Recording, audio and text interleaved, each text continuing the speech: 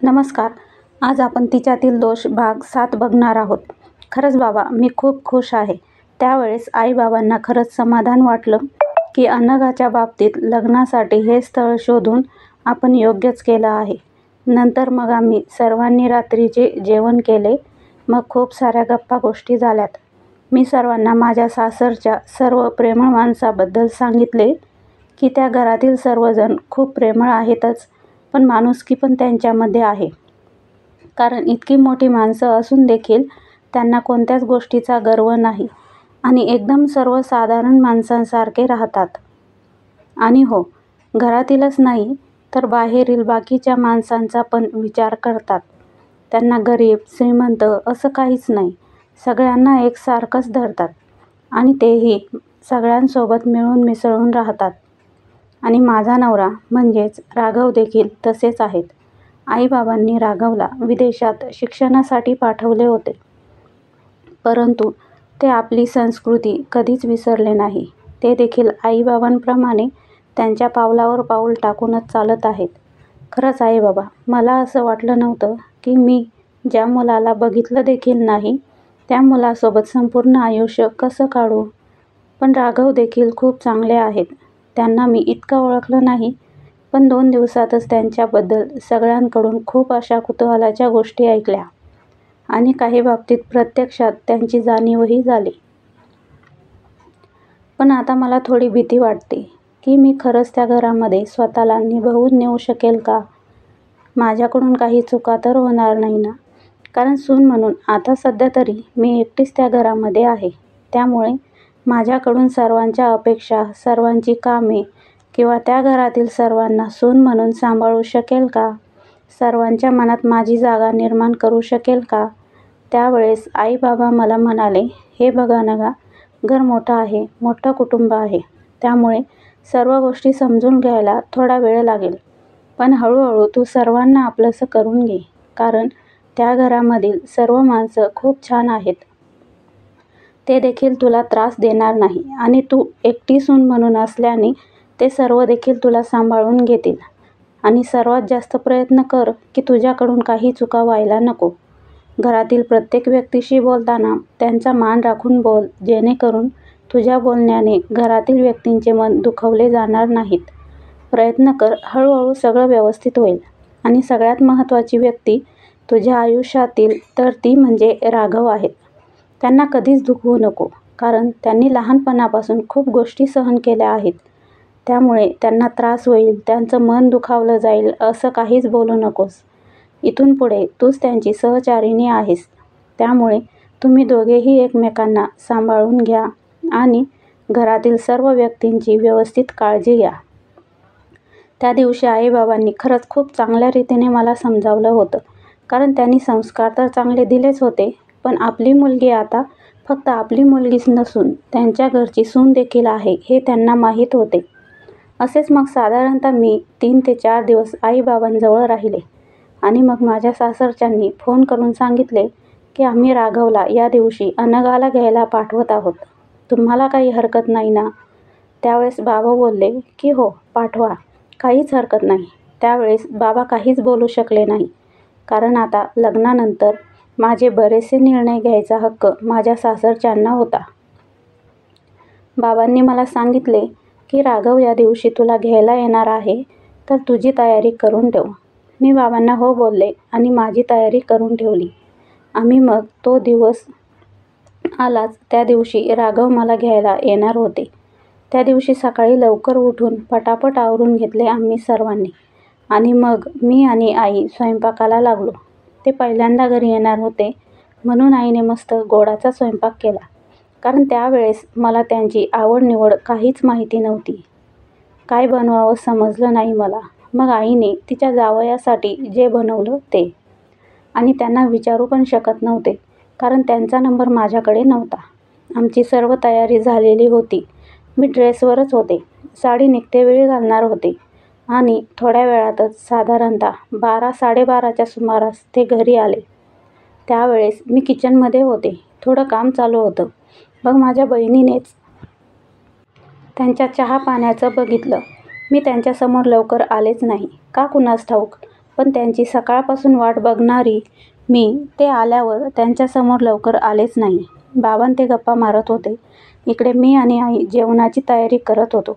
जेवणाची तयारी झाल्यावर त्यांना जेवणाची पानं वाढली. त्यावेळेस मी त्यांच्यासमोर गेले, पण मी फक्त त्यांना जेवण वाढले, पण त्यांच्याशी नजरानजर केली नाही. तेही बोलले नाही, कारण कदाचित पहिल्यांदा आले असल्याने तेही लाजले असतील डायरेक्ट बोलायला. आणि मलाही तसंच काहीसं झालं होतं की त्यांच्याशी काय बोलू म्हणून. मी फक्त त्यांना जेवण वाढलं.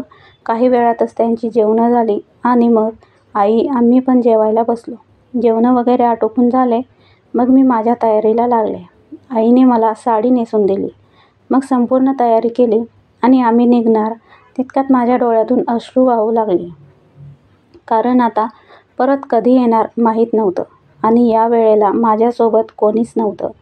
आणि आतापासून मी आईबाबांच्या घरी फक्त पाहुण्यासारखी येऊन 2 दिवस राहून जाणार होते, याची मनात खंत होती. तरी देखील मन घट्ट करून गाडीत जाऊन बसले. आईबाबांचा निरोप घेतला आणि गाडी सुरू झाली. माझे डोळे ओलावलेले होते ते त्यांनी बघितलं होतं, पण काय बोलावं त्यांना कळेना. पण तरीही शांत करण्यासाठी ते मला म्हणाले, तुला थांबायचं असेल तर अजून 2-3 दिवस तू थांबू शकते. मी परत येईल तुला घ्यायला. त्यांच्या अशा बोलण्याने मला थोडा आधार मिळाला की त्यांना माझी अवस्था कळाली होती की आईबाबांना सोडून जावंसं वाटत नाही. मग मी म्हणाले, नको, मी ठीक आहे. गाडी रस्त्याने चालली होती. थोड्या वेळ आम्ही दोघेही गप्पच होतो. काय बोलावं समजत नव्हतं. अर्धा रस्ता पार झाल्यानंतर मग शेवटी त्यांनीच बोलायला सुरुवात केली. ते मला म्हणाले, अनघा, तू खुश आहेस ना माझ्यासोबत लग्न करून? मी म्हणाले, हो. का? असं का विचारताय? ते म्हणाले, नाही, असंच विचारलं. मी म्हटलं, नाही, काहीतरी कारण असेल. ते म्हणाले, नाही गं, असंच विचारलं आणि हसले. मी म्हणाले, काय हो, माझी चेष्टा करत आहात का? ते म्हणाले, नाही अनघा, मला त्या दिवशीचे बस स्टॉपवरचे बोलणे आठवले म्हणून हसलो. मी म्हटलं, तुमच्या लक्षात आहे अजून ती गोष्ट? ते म्हणाले, हो. मी म्हणाले, मला माफ करा, मी रागामध्ये तुम्हाला तसे बोलले होते. अगं तसं काही नाही गं. तुझ्या जागी दुसरी मुलगी असती तर तीही असंच बोलली असती. त्यात तुझी काही चूक नव्हती. कारण कोणत्याच मुलीला असं परपुरुषाने हात लावलेला आवडलं नसतं. तसंच तुझंही झालं. मग मी म्हणाले, बरोबर आहे, पण एक विचारू? ते म्हणाले, हो बोल ना. तुम्ही मला ओळखत होतात का आधीपासून, की त्या दिवशी ट्रेनमध्येच बघितलं?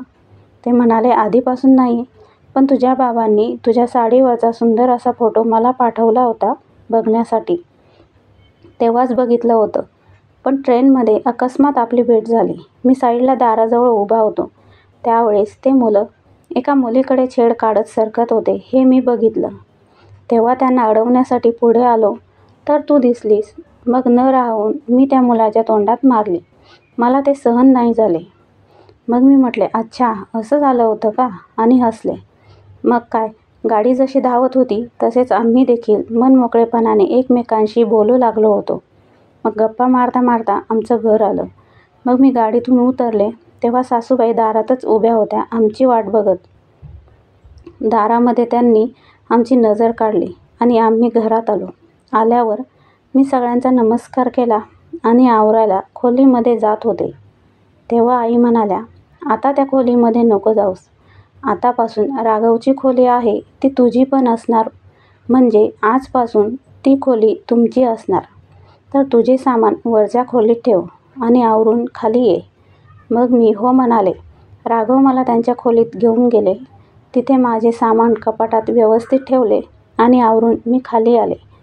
तेव्हा सर्व बायका स्वयंपाक करत होत्या. मीही त्यांच्याकडे गेले आणि विचारू लागले, आई, मी काय करू? तेव्हा सगळ्या म्हणाल्या, अगं काही नको. आज फक्त तू मस्त गोडाचा एक छान पदार्थ बनव तुझ्या हाताने. त्यांच्याकडून सर्व साहित्य घेतलं आणि मस्त अशी खीर बनवली. सर्व प्रमाण वगैरे काकींना विचारून घेतलं. कारण इतकं सगळं म्हणजे मोठ्या कुटुंबासाठी कधी केलेलं नव्हतं म्हणून. तर काकींनी मला सर्व व्यवस्थित सांगितलं तसं मी बनवलं आणि त्यांनी सर्व बायकांनी बाकीचा स्वयंपाक बनवला. स्वयंपाक झाल्यावर सर्वजण एकत्रच हॉलमध्ये गोल करून जेवायला बसलो. सर्वांना माझ्या हातची खीर खूप आवडली. सगळ्यांनी माझं खूप कौतुक केलं. ते ऐकून मला खूप आनंद झाला आणि आम्ही सर्वांनी मिळून सर्व कामं आटोपून घेतले. सर्व पुरुष मंडळी बाहेर अंगणात बसलेली होती हवेशीर आणि त्यांचे काही गोष्टीवर विचारविनिमय चालू होते. तेव्हाच आम्ही सर्व बायका म्हणजे घरात मी धरून आम्ही 5 बायका होतो. आम्ही पण आजींजवळ गप्पा मारत बसलो. तेव्हा मी सहज बोलताना त्यांच्या काकींना विचारले, ताईं त्या कुठे आहेत? थांबल्या का नाही अजून थोडे दिवस? तेव्हा काकी म्हणाल्या, अगं त्यांच्या मुलांच्या शाळा चालू झाल्यात ना म्हणून लवकर गेल्यात. मी म्हणाले, हो का? पण मला त्यांना भेटायचं होतं, त्यांच्याशी बोलायचं होतं. मला वाटलं आमचं लग्न झालंय तर राहतील आणखी थोडे दिवस. त्या दिवशी त्यांनी खूप छान गप्पा मारल्या माझ्यासोबत, तर त्यांची खूप आठवण येते मला. आई, ताईं त्यांना आणखी 2-3 दिवसासाठी आपण बोलवू शकतो ना? येतील ना ताईं त्या? का गं, इतकी आठवण येते का त्यांची? मी म्हणाले, हो आई, कारण त्यांची कमी मला भासत आहे.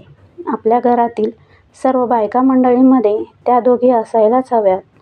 त्यांच्याशिवाय घर सुनं सुनं वाटतं. त्या दिवशी सारखं नाही वाटत. आजी म्हणाल्या, हो बाई, खरंच तसंच वाटतं. कारण वर्षातून फक्त 2च वेळेस येतात, भेटून 2 दिवस राहून त्यांच्या माहेरी जातात. तिथे 2 दिवस राहून परत आपापल्या सासरी जातात. आजींचं बोलणं ऐकून मला जरा विचित्रच वाटलं की आजी अशा का बोलल्या? इथे 2 दिवस राहून त्यांच्या माहेरी जातात, कारण त्यांचं माहेर तर हेच आहे ना. मग मी म्हटलं, आजी माहेरी जातात म्हणजे त्यांचं माहेर तर हेच आहे ना? तेव्हा आजी म्हणाल्या, हो आहे ना, पण त्यांचं खरं माहेर दुसरं आहे, कारण त्या दोघीही राघवच्या मानलेल्या बहिणी आहेत. मी म्हटलं, हो आजी, मानलेल्या बहिणी आहेत, पण अगदी आपल्या घरातल्याच आहेत. त्यांना आम्ही तसं कधी समजलोच नाही. मग तेव्हा आजी म्हणाल्या, अनघा, एक गोष्ट बोलू का? मी म्हटलं, हो आजी. मग आजी म्हणाल्या, हे बघ अनघा, मला मुलगी नाही, तुझ्या सासूला मुलगी नाही आणि तुझ्या या दोन्ही काकींना पण मुलगी नाही. आणि हो, तुझे आजोबा आहेत ना, त्यांना देखील बहीण नव्हती. या घरामध्ये बरेच पिढ्यांमध्ये मुलगी झाली नाही. का कुणास ठाऊक, माहिती नाही.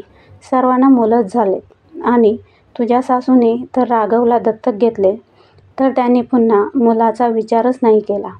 फक्त राघवच त्यांचा मुलगा आहे. पिढ्यानपिढ्या या घरामध्ये एकदा तरी लक्ष्मीच्या पावलांनी मुलगी जन्माला यावी असे बरेच नवस आम्ही सर्वांनी केले. थकून गेलो होतो आम्ही. पण आता आणखी एक नवीन आशा मनामध्ये निर्माण झाली आहे, ती तुझ्याकडून. कारण आता माझं वय झालं आहे. मी आहे तोपर्यंत मला या घरामध्ये लक्ष्मीच्या पावलांनी आलेल्या मुलीला बघायचं आहे.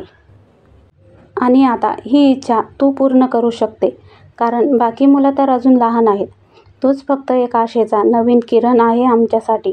तर तुझ्याकडून आमची एकच अपेक्षा आहे की तूच आता आम्हाला लक्ष्मीच्या पावलांनी घरामध्ये मुलगी देऊ शकते. त्यावेळेस मी बघतच राहिले, कारण मला काही समजेना की मी काय बोलू. मी शांत बसून होते. तेव्हा आई म्हणाल्या, अनघा, काय झालं, करशील ना आमची एवढी इच्छा पूर्ण? त्यावेळेस मी काहीच बोलले नाही. तिथून उठून आमच्या खोलीमध्ये गेले. पण आजी आणि त्यांना वाटले की मी लाजून तिथून उठून गेले. खरं तर तसं काहीच नव्हतं. माझ्या मनात वेगळेच प्रश्न उभे राहिलेले होते. त्यांचे विचार मी करत तशीच बेडवर झोपून गेले. राघव रात्री कधी खोलीत आले आणि कधी सोफ्यावर झोपले कळलंच नाही. सकाळी मला अचानक जाग आली, तर ते तयार होऊन त्यांच्या कामासाठी निघाले होते. मला उठलेली पाहून ते म्हणाले, झोप लागली का? मी म्हणाले, हो. पण माझ्या चेहऱ्यावर वेगळेच हावभाव होते. ते त्यांनी बघितले. त्यांना वाटलं माझी झोप झाली नाही, म्हणून ते परत मला म्हणाले, अनघा, झोप झाली ना तुझी रात्री? मग मी म्हणाले, हो झाली. मग चेहरा का असा उदास वाटतोय? आईबाबांची आठवण येते का? मी म्हणाले, नाही, तसं काही नाही. मग काय झालं? तुला कोणी काही बोललं का? मी म्हणाले, नाही हो, कदाचित माझी झोपच झाली नसेल म्हणून तुम्हाला तसं वाटतंय. पण मी त्यांना आजी, आई काय म्हणाल्या ते सांगितलं नाही. उठून आवरायला गेले. तेव्हा आई चहा घेऊन आल्या. तेव्हा आई म्हणाल्या, राघव, अनघाला घेऊन कुठेतरी फिरून या, तेवढंच तिलाही बरं वाटेल. नवीन आहे ना, थोडा वेळ लागेल रुळायला. हे मी सर्व बाथरूममधून ऐकत होते. आणि हो, आज संध्याकाळी तिला तुझा तो प्रोजेक्ट दाखवायला ने. राघव हो म्हणाले आणि आई खाली चालल्या गेल्या. का कुणास ठाऊक, पण माझ्या मनात वेगळेच विचार चालू होते. कदाचित आई, आजी त्यांचं बोलणं सारखं आठवत होतं आणि विचार येत होते की मी खरंच त्यांच्या अपेक्षा पूर्ण करू शकेल का? एवढं मोठं प्रश्नचिन्ह माझ्यासमोर उभं होतं. मग मी तशीच आवरून खाली गेले. इथेच तिच्यातील दोष भाग 7 संपूर्ण झाला आहे. पुढील भाग आपण तिच्यातील दोष भाग 8 मध्ये बघूया. कथा आवडल्यास लाईक, शेअर, सबस्क्राईब करा. पुन्हा भेटूया. तोपर्यंत धन्यवाद.